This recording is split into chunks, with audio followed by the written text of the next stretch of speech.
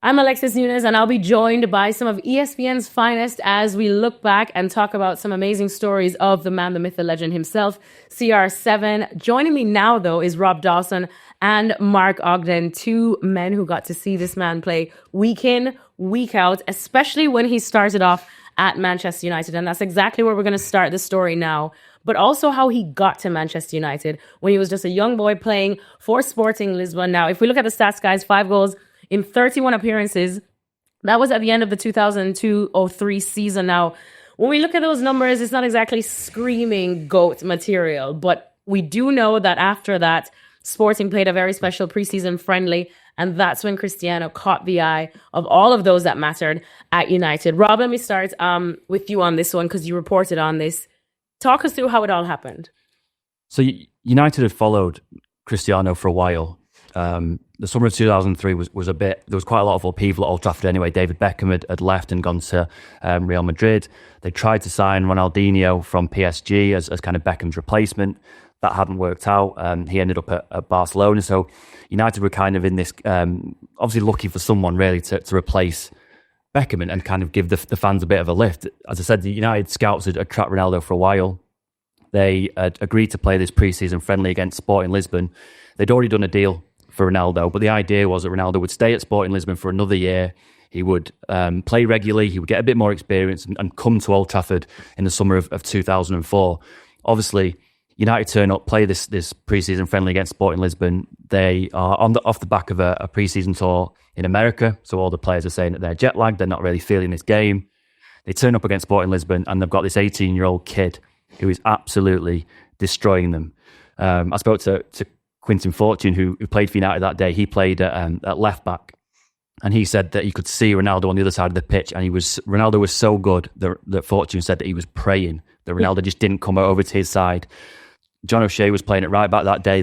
Obviously, the famous story is that John O'Shea, obviously a very accomplished defender, got absolutely torn to pieces by this kid that no one really knew anything about, and he was so good that there was Roy Keane and Ryan Giggs who didn't play in that game. They were sat up in the stands, and after the game, Roy Keane rang Peter Kenyon, who was United CEO at the time, and said, I don't know if you've done this deal or not for that kid, but he needs to be on the plane back with us to Manchester now. We're not waiting a year. He's coming back with us now. That's how good Ronaldo was that day, and obviously turned up at United that same summer, and the rest is history. Yeah, I spoke to Rio Ferdinand this a while ago, and Rio said that he mentioned John O'Shea and said that Ronaldo gave him twisted blood. He was that he was that good that night, and he said that what he remembers from that game was that they were sat on the coach, the players were sat on the coach for probably 2 hours after the game. Like Rob said, they were all jet lagged, they wanted to go home, but basically they were kept on the bus because Sir Alex Ferguson and the United hierarchy were upstairs doing the deal with Sporting Lisbon to get the deal done, to get Ronaldo back to Manchester that week. There was an idea they could have left it 6 months, 12 months maybe, but there was interest at the time from Arsenal. We're interested in Barcelona, Real Madrid, yeah, they're all sniffing around. But I think Arsenal was the firm. He might even have gone to Arsenal, to speak to Wenger at one point. I'm not sure. I'm pretty sure he went to Arsenal to have not so much a trial, but just exploratory talks. But obviously United were aware there was competition, so they got the deal done. And I remember I think it was a Friday. I was working at the time, and there was this press release came through from United about this kid that we'd never heard of, Cristiano Ronaldo, and we all thought that it was called Cristiano because Ronaldo was Ronaldo, the Brazilian Ronaldo. And so initially for a couple of days he was known as Cristiano until he became Cristiano Ronaldo, and then he made his debut at home to Bolton at Old Trafford, and I think the Bolton right back was called Nicky Hunt, and again Nicky Hunt was given the same twisted blood that John O'Shea had, and from that point on he had a bit of a tricky start in his first couple of seasons because it was all about tricks and flicks, and he was told by a few of the players and the coaches, you've got to cut these flicks out. And there's a story about Walter Smith, Ferguson had brought Walter Smith in as his assistant. I think Carlos Queiroz had gone to Real Madrid. Maybe that's some more in Ronaldo's second year. And obviously Carlos was a big kind of father figure to Ronaldo. And Walter Smith, who was obviously Rangers manager, really successful at Rangers and Everton, he was a long time mate of Sir Alex Ferguson's. And Fergie tells a story whereby Walter Smith would be left to take training. And in training, Ronaldo would do exactly what he did in the pitch. He would tricks and flicks and, humiliate his defenders to the point where they were kicking him. And in those training sessions, Ronaldo was screaming, for protection from the referee, who was Walter Smith, and Smith just ignored him. It was almost like, nah, sorry, mate, you're going to have to learn the hard way. And so basically, he was kicked and kicked and kicked in training, and he continued to take it, and it toughened him up. But, without going on too long about what a great player he was, Rio also told me what an absolute consummate professional he was. So Yeah. he said that obviously we all know the stories about the great players who do a bit extra. They go back on the training pitch. He said that what Ronaldo would do is he would put ankle weights on his legs. He'd go back out with his ankle weights on and do his, they call them his lollipops and his step overs. He'd practice his step overs with his ankle weights on or his free kick. To build the muscle. To build the muscle, but also when he was playing, he'd feel so much lighter, so much kind of like he was running on air. So the preparation and the devotion and the dedication that he showed back then is why he's now still playing at 40 years old, because he's given everything to the game. And that's why I admire him so much, that he's squeezed everything possible out of his talent and more. There's a story in the piece that's online that's told by Quentin Fortune, where he says that obviously when Ronaldo arrived, he was speaking Portuguese, couldn't really speak very much English. Quentin Fortune had spent time at Atletico Madrid, so could converse a little bit in Spanish. So he would talk to him in Spanish, and Ronaldo would talk to him in Portuguese. And on one of his first days, they were talking to each other, and Ronaldo told Fortune that he was going to be the best. And Fortune said, in his head, he thought, well, maybe I've not translated that right in my head. Yeah. Maybe there's been something lost in translation, and went to double check. And Ronaldo said, no, I am going to be the best. And Fortune told in this story, says, he walked away thinking, yeah, go on then. All right, fair enough. And then He did. He did. Exactly that. And that just shows that the dedication he had in those early days at Man United, because it was such a tough environment to walk into. You talk about players like Rio Ferdinand, Roy Keane, Ryan Giggs, these serial winners, professionals for years and years and years. And to come into that environment, not only thrive, but to tell all these players that he was going to be better than them. That's incredible. To have that dedication, that self-belief and that drive, that's what set him apart. And it was evident as a teenager when he first arrived at Man United. Now, I would love to share my stories week in, week out about Cristiano Ronaldo, but when he signed for Manchester United, I was only beginning secondary school. But of course, as someone who does support United, I remember it. And I remember the iconic jumper that he was wearing. I remember his photos with Sir Alex, bright-eyed and bushy-tailed with a gap in his teeth, the frosted tips, looking like he was straight out of a boy band from Portugal. And in terms of games early on that stuck out to me, I remember when he scored a brace against Arsenal in that black Vodafone kit too, and he went to do the man of the match interview after, and I think he did it with Giggsy, and they asked him the question, as you do, and you could tell he was like, uh-oh, and all he could say was good game, good performance, team win, happy. And then they asked him another one. They said, well, walk us through the first of your goals, let us know, because the step-overs were brilliant. And he was like, and he looked at Giggsy, and Giggsy had to step in and do the interview for him. And you think of the person who is larger than life now, that is Cristiano Ronaldo. He obviously had to grow up pretty fast, but it seemed like it was always destined for him to become that person at United, especially because he was given the number 7 shirt. And I remember, of course, you think of Cantona, you think of, these big, larger than life characters, and you see this young kid bringing his tricks and flicks and whatnot. Augie, when you saw him given that shirt that holds so much weight, what did you think, and what was the reaction here in the UK? Well, it was a bit of a surprise, because obviously David Beckham had vacated it, so Beckham was a superstar. Beckham was a megastar, but Ronaldo kind of eclipsed it eventually, didn't he? But yeah, you're right. The legacy of that shirt was Beckham. He took it off Eric Cantona, who took it off Brian Robson. It's not been so successful since Ronaldo left the first time. It's gone down a little bit, that shirt. But no, he was given it, and I don't think he knew the history of it, so I don't think it weighed him down too much. And at the time, it was probably easier to take the shirt then, playing in such a great team, as Rob said, surrounded by Ferdinand, Keane, Giggs, Van Nistelrooy, Rooney, all these players. So there was not so much pressure. To take that shirt now in a much weaker United team would be harder. And we've seen that with the players that have taken it. But no, he took it like to a duck to water, and there's never any issue with it whatsoever. He was always, one of the magnificent 7 that United used to have. I do think it shows a bit about his character, though, because it may, for people who are listening, it may seem just like a number. Like, what does a number really matter? But Fergie put a lot of thought into these things. And when Cantona left, David Beckham was wearing 10, and he took 10 off him, didn't he, and gave it to Teddy Sheringham and gave Beckham 7. It was that kind of it wasn't just a kind of a writing a number down next to a player. It was a serious thing. And to give a teenager who'd never played in the Premier League that 7 shirt was a massive show of faith from Sir Alex. But for Ronaldo to kind of wear that and not be weighed down, and you talk about the players who've worn it since, players like Alexis Sanchez, who had played for Arsenal, played for Barcelona. When he failed at Man United, there was talk that shirt, the kind of the spotlight, the pressure weighed him down. And you're talking about a guy who played at Arsenal and Barcelona. And the same goes for players like Mason Mount. Antonio Valencia took it. Antonio Valencia took it for a season and then reverted back to 25 because he didn't want it anymore. But Ronaldo came from abroad, from playing his first year in the Premier League, took this shirt, and it just didn't seem to bother him at all. And in fairness, he if anything, he kind of grew into it. And, you referenced in the intro there, CR7, it became part of his brand. We wore 28, didn't he, at Sporting Lisbon, but he became Cristiano Ronaldo 7. He became part of his character.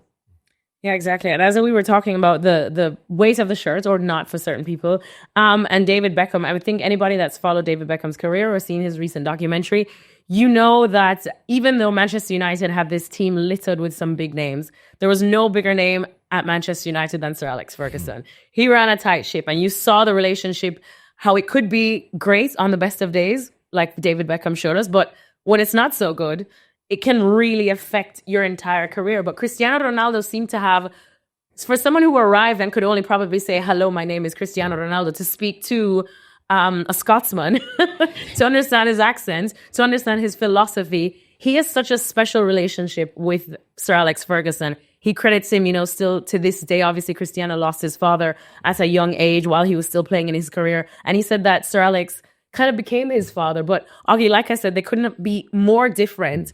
But just talk us through how you saw this relationship flourish.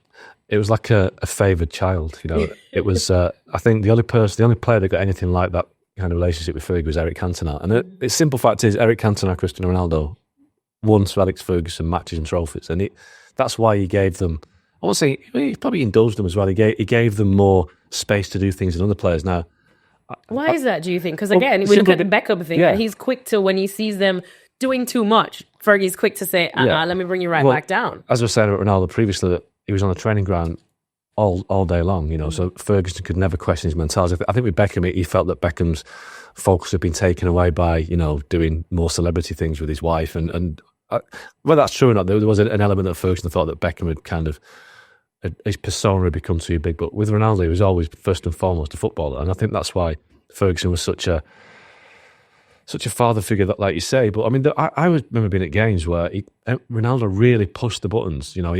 Any of the player would have been absolutely hauled of a coal. So there's one occasion, I think he was playing Stoke in his last season, and he was taken off. He just walked off. He didn't go to the sideline. He walked off as if he was unhappy about it. Ferguson did bat an eyelid.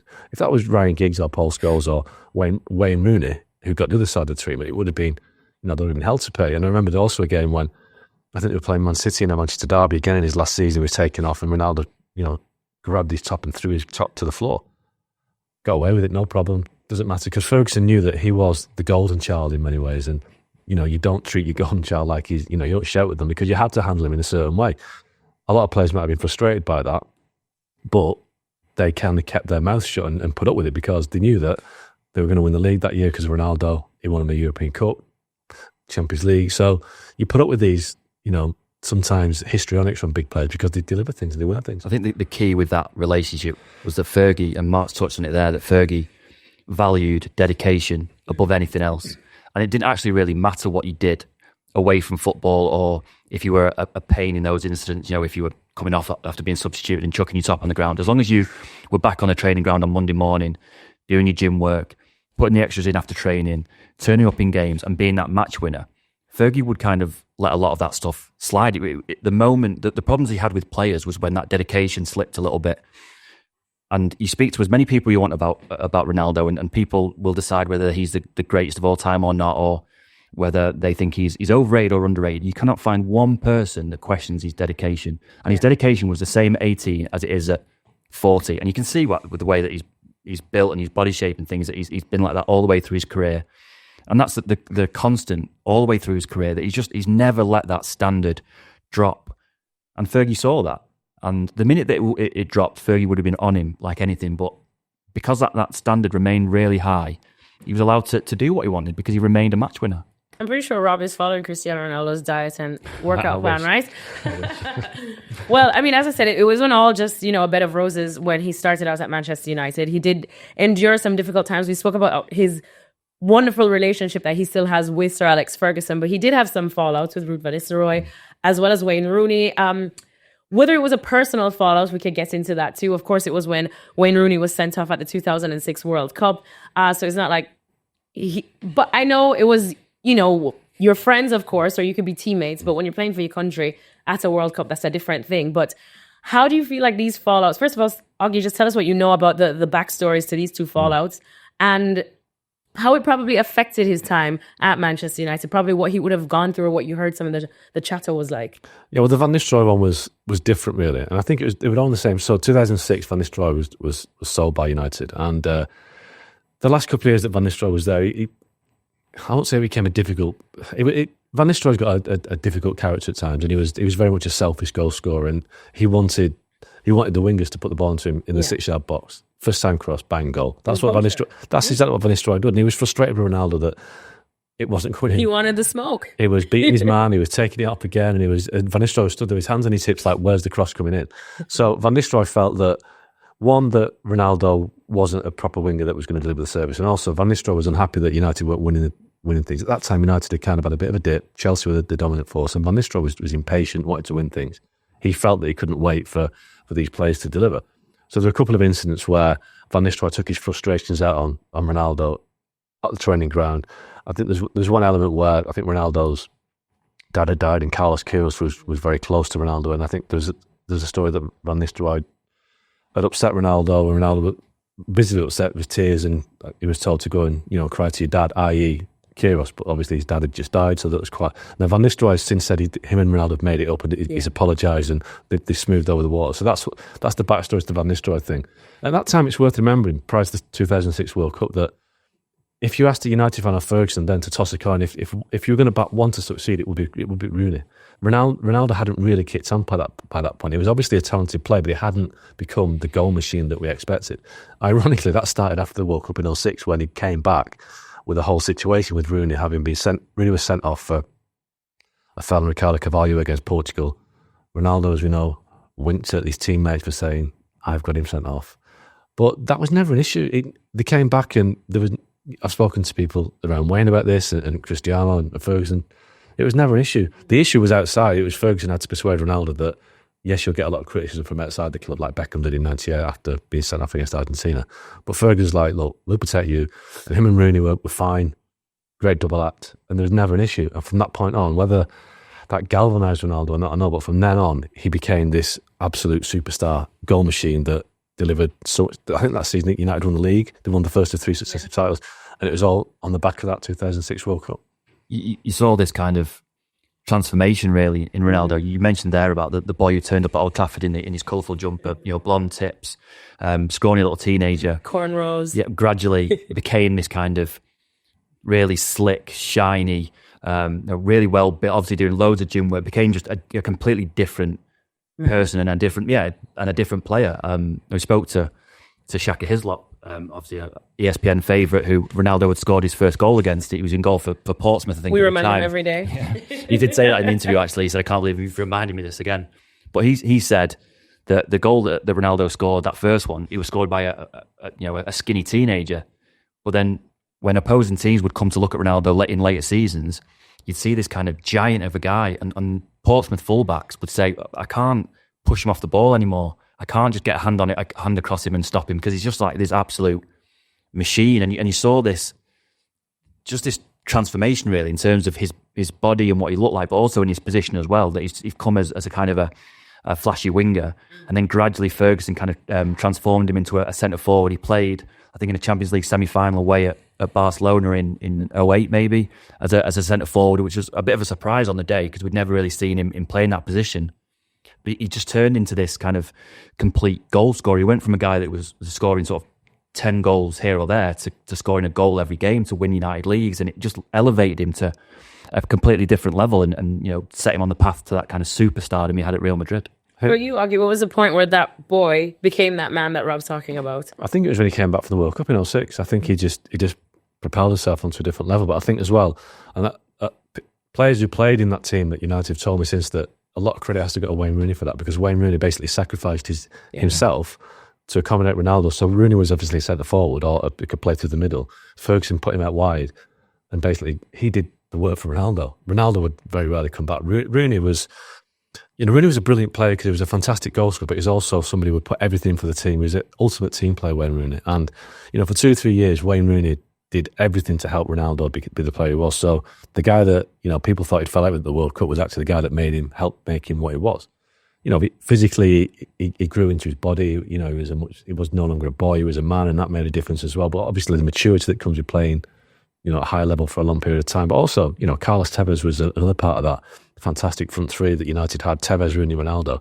With Tevez and Rooney alongside you doing all this incredible work, first of all, they're taking the attention of defenders away from you, but they're also doing all your work. Yeah. So Ronaldo was benefiting from that. So I think it was a collective thing. Obviously, himself was realising his potential by working hard, developing his body.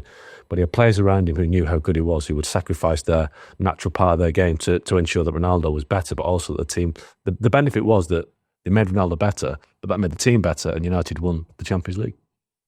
Well, with everything we've just said, like I said, by the summer of 2008, Cristiano Ronaldo was a household name. He was definitely one of the best players, if not the best player at the time in that Premier League. And usually when you get someone like that, a certain club by the name of Real Madrid come a knocking, come a sniffing, and they usually get their guys, even if they have to wait and wait and wait like they did recently with Kylian Mbappe, they eventually get their guy. And I'll never forget, I was actually in Madrid on a school field trip, aging myself again. Doing that, we went on a tour at the Santiago Bernabeu, and people outside were already printing shirts for Cristiano Ronaldo. And I remember, as I said, as a United supporter, I was absolutely heartbroken. It was also the Summer Olympics, Usain Bolt doing Usain Bolt things. Being a Jamaican, I was very happy, but I was in the corner just praying, please don't leave Manchester United. And at least for that summer, he didn't leave. He decided to at least stay, Rob. What happened? How did he arrive to that decision? So that 2007-8 season was when he really, it was probably, I think in terms of goals, was his most successful season. He became this kind of superstar, won the Ballon d'Or for that season. 2008, he wins the Champions League with United, scores a great goal in the final against Chelsea, misses the penalty in the shootout, but then gets bailed out by his teammates, wins the Champions League in the pouring rain in Moscow. Around that game, there was speculation, wasn't there, that could be his last game, that Real Madrid was sniffing around, he wanted to go. In the end, he basically did a deal with Fergie, and he agreed to stay for one more year. I think after the 2008 Champions League final, he said, didn't he, I'm staying for one more year, basically. And then played that 2008, 2009. I think probably he saw the potential maybe of that Man United team, because they were at that time the best team in Europe. They went on in 2009 to reach another Champions League final where they were beaten relatively comfortably by Barcelona and his rival Lionel Messi, who scores a header in that final against in Rome, and that's his last game for Man United. And I think for a long time during that last season, that everyone at Man United knew. There's the stories that that staff tell at the time, that even sort of February, March time, that Ronaldo was telling people openly, you can have my car when I'm going because I'm going to Real Madrid in the summer. It was that kind of an open secret. Yeah. United did quite well to get a world record fee for him at the time, but it was a massive loss. I think when it came to Man United, there was always, when he reached that level of kind of superstardom, you mentioned it there, that you can't really say no to Real Madrid. I think everyone at United knew that when Real Madrid really came calling with a really serious offer, that it was always going to happen. It was about how to manage that. They got as many good years out of Ronaldo as possible.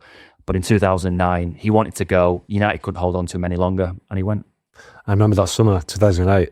I know you said that after the Champions League final, he said he was going to stay, but the day after that, for the next 6-7 weeks, it was a saga, because Ronaldo might have said he was staying, but he was telling everybody else he was leaving. And it was just, I remember being I was in South Africa on the summer tour that year. So obviously Ronaldo missed it because he played the Euros with Portugal that summer.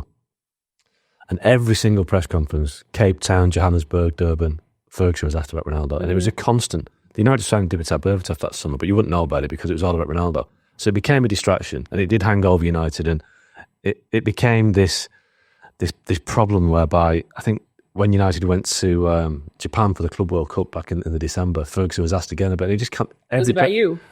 No. Same people again. I wasn't there this time. Every press conference was about Real Madrid, and this was when Ferguson came out with his classic quote, I wouldn't sell that mob of virus, he said, having, 600, and then he obviously sold Real Madrid for £80 million. So, yeah, it was always going to happen. And Ronaldo, that summer, he let himself down a little bit by some of the things he said about how he was treated by, the contract situation. I think he used the word he felt like a slave at times, which is ridiculous. And it didn't help, the fact that he was using this sort of language, but it was obvious it was going to go. And in the end, he went within days of the Champions League final in Rome, and £80 million world record fee, all paid up front. And that's when United's problem started.